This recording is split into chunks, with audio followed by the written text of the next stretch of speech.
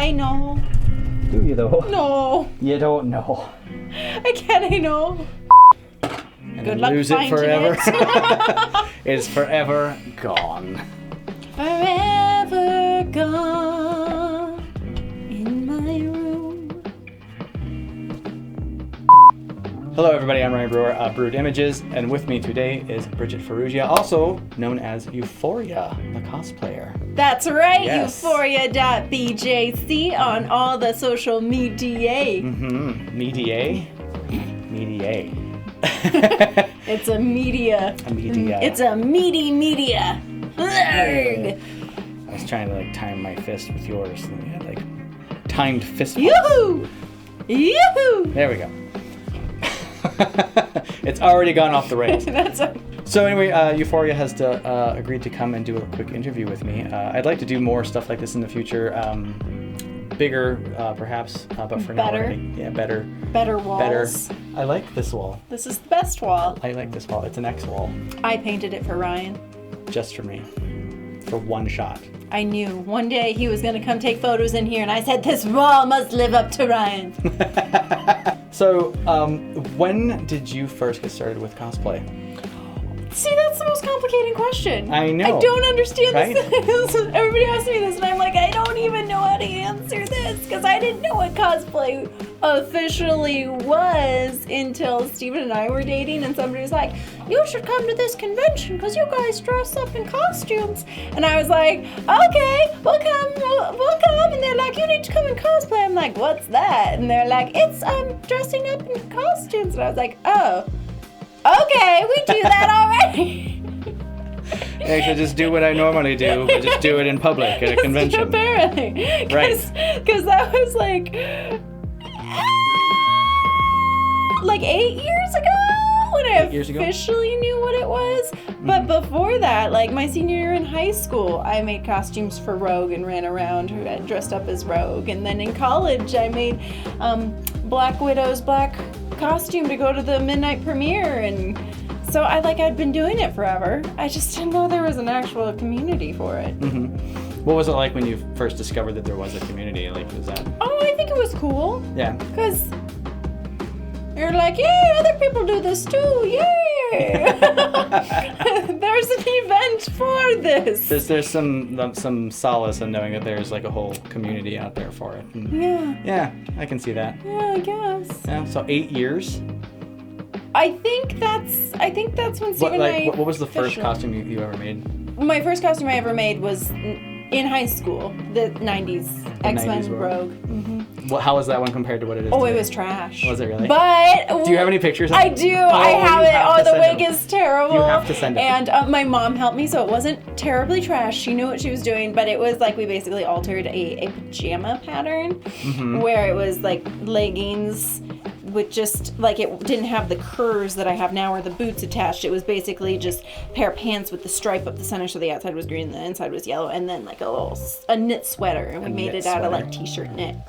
So it was very different. I was so happy that my mom helped me make it. I really hope we have pictures to show of that. I do. I have a couple. You should definitely send those to me. It's very. Those would go great. It's nice to look at then and then now. Yeah, it is really cool to look back on then and now. I like doing that every once in a while. Well, what's your favorite one? I mean, the best costume you've ever made. Obviously, Rogue is your favorite character. Rogue is my favorite. Yes. And this is my comfort one. I put this one on whenever I'm I just want to be comfy, and because the heels are perfect, they're not too high, they're super comfy shoes, and it's just I am the weird person that's bodysuits are super comfortable to wear.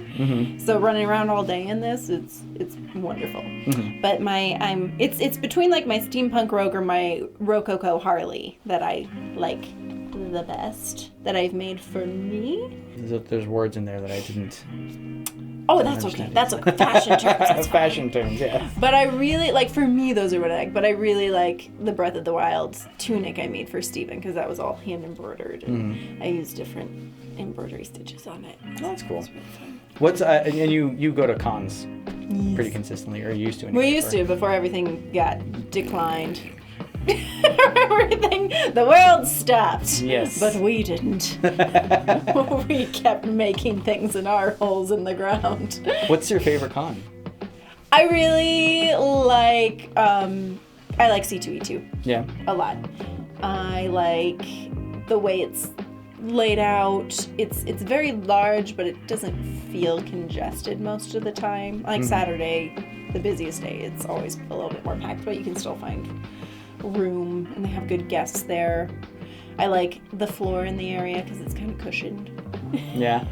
They have like is that a big competition too there? Yeah, that's the Crown Championships of Cosplay. Oh, wow. Is that like I think that's the final stop, because when I was in it, the people who had competed in Australia and Japan and like all over the world had already competed and made finalists and were there to do the final competition. So yeah, I think the C2E2 in Chicago is kind of like the final stop for a lot. Have you competed before, or do you just kind of go enjoy it? I did, and I can't remember the exact word. Year. I can't exactly the word or the year, but it wasn't 2019. We just went to C2E2 2019. I didn't compete, but I think it was 2018 where I competed with my steampunk rogue. Okay. In the needlework category. Nice. How did you place? I didn't place. Aw. Whatever. Sorry, I brought it up. Just. It was really cool to be accepted because you have to submit to enter the competition. So yeah, it was cool just to be able to compete. So like some people they make the rounds, like it's a worldwide competition that just kind of keeps going, or like so is like C2E2 like the Olympics of the competition, or is that just like the? It's one of the big ones. There are different conventions that have different competitions, and then there's different types of competitions within the different conventions. So Steven and I, the next year, the 2019, right before COVID shut everything down, we went back to C2E2, and we didn't do the Crown Championships, but we did the Masquerade competition, which was like performance and costume with our Rococo, Harley, and Joker. And we won that one. But that combines like performance with the assemblage of the costume. So we did a little dance and then did a little Joker Harley interaction on stage, and they did a pre-judging of the construction before the stage presentation. Oh, that's really cool. So that's still at C2E2. It was at C2E2, but different competitions. Different categories. Yeah, different, like Fan Expo might have something different than C2E2, along with, Wizard World has different competitions. I will say I'm not a fan of anime conventions because I don't get into anime. Yeah. There you go. It's definitely not for everybody. Yeah. I don't watch anime. I don't partake in anime. So going to an anime convention is very much like, I don't know what's going on or who these are. Mm-hmm. Yeah. Yeah. I can definitely see that. It seems like it's still a surprisingly niche thing these days. I don't know. Like it's weird to me. Like when I was a kid, you really had to like know somebody that knew somebody that watched had or collected. The blacklist. Yeah, manga. Secretly imported Japanese videos. Yeah. And you couldn't just go watch it. It wasn't all over television like it is now. And I mean, even now, I guess you still really can't watch, like, I guess the quote-unquote, the really, really good animes, because there's usually, like, reserved for, like, the streaming services and stuff like that.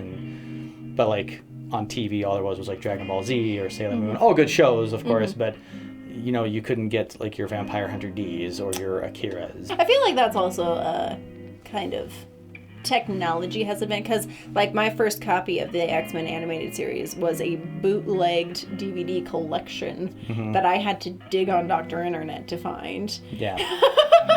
And now you can get the animated series. And now you can just find them anywhere. Yeah. You can totally go to the store and buy it. Like my bootlegs still have the X-Men logo, the Fox Kids logo in the corner sometimes. Oh, nice. And then sometimes they forgot to edit out the, and now for part B of X-Men. Nice. The commercial break transition. Awesome. It'd be great if it came with all the 90s commercials. Now. That would be fantastic. Yeah, because then we'd watch all those 90s commercials and just laugh at them. Yes. There's actually a YouTube channel where you can just watch commercials from different eras. I was watching some of the old Legend of Zelda commercials, and there was the one where they had a whole music video in a dungeon, and people were choreographed dancing. Like they were characters, like Legend of Zelda characters, but it was hilarious. See, I do kind of vaguely remember some point in the 90s, I want to say it was like 93, 94 when Link's Awakening came out for the Game Boy. And they had like a rap music video that went with that one. I wonder if I can, I'll have to find it afterward. Dig those up. Yeah, I'll have to see if I can find it. But yeah, it was kind of a music video sort of thing. But yeah, it was really interesting to see that, to go back and look at some of the old stuff like that. What are some of the things that you like hope to accomplish with cosplay? Like what's a goal outside of your personal goals? Like what's something else that's accomplish with cosplay? A lot of times for me, doing my work and having other people see it, I also do commissions for other people.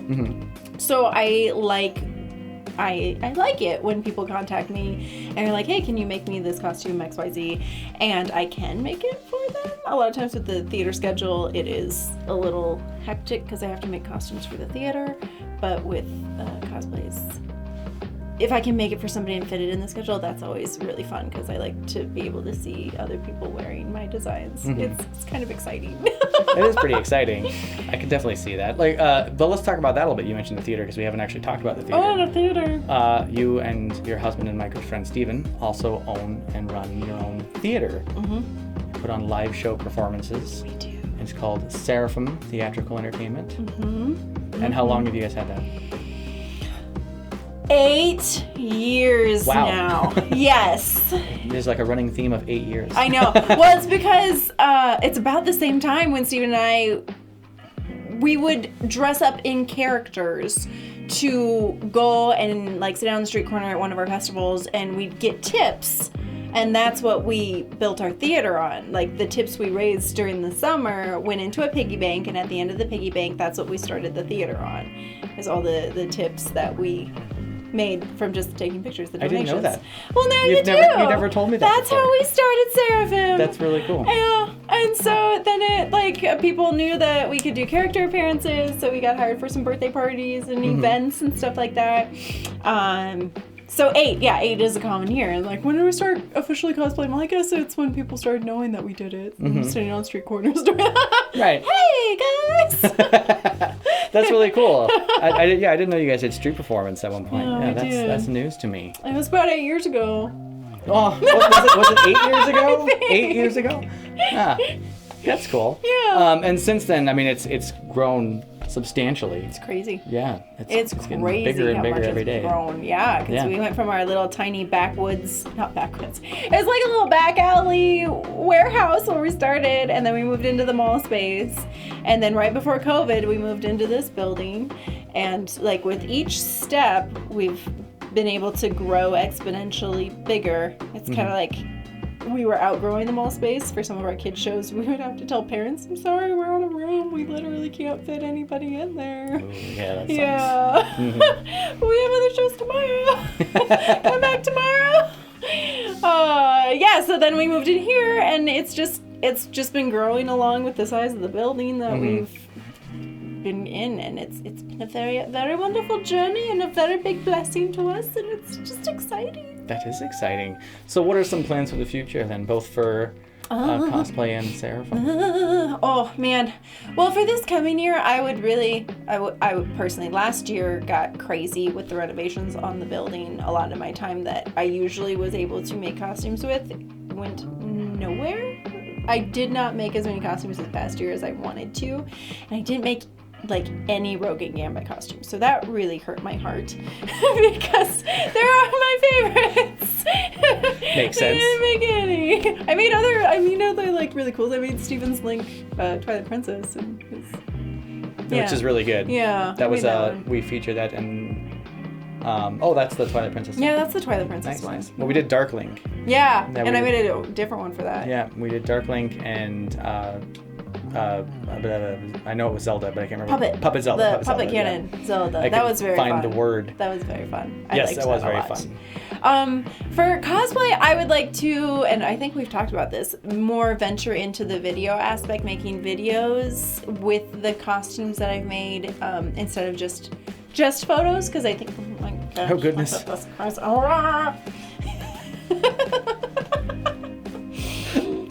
I love love doing photo shoots, but both Steven and I love performing, and we have all these amazing costumes, so why not like do little shorts or skits or fun things? And so we'd like to branch into that more video aspect and writing stories, along with doing the Jabberwock script.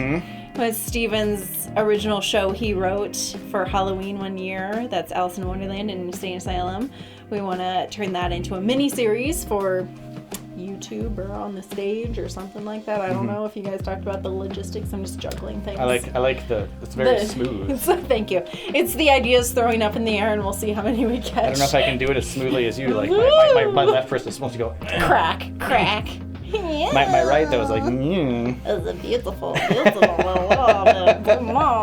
Things always go off the rails with whenever we're talking. It's a tangent. Funny trails. Yeah, and we've definitely talked about doing more of the video and stuff in the future. We're going to be doing that. Jabberwock, Steve and I just spoke today, and it'll be interesting. I think we're definitely leaning towards video with that. Yes. And I think that'll be a lot cooler video-wise. Yes. It'll be a really cool show. And I've been trying to coerce Ryan into writing his Legend of Zelda fan film so I can be Zelda in it because I really want to be, but he's scared, so you all Nintendo's very picky. Yeah, you all need to bully him into doing it. I mean, if all the fans band together, then Nintendo can't say anything, right? That's right. Right? Right. But in the meantime, we are doing a Resident Evil fan film. That's right, we are. Yes, they have a pretty strong community for that, and they definitely don't mind the occasional fan film. So we're going to do that. Again, was inspired by a photo shoot, really, sort of. I mean, it was technically inspired by the game a long time ago for me, but... but you were reawakened with the photo shoot. The photo shoot kind of reinvigorated brought it all back to the surface. Yeah, that idea. And I'm looking forward to that. And you were going to be playing... Jill Valentine.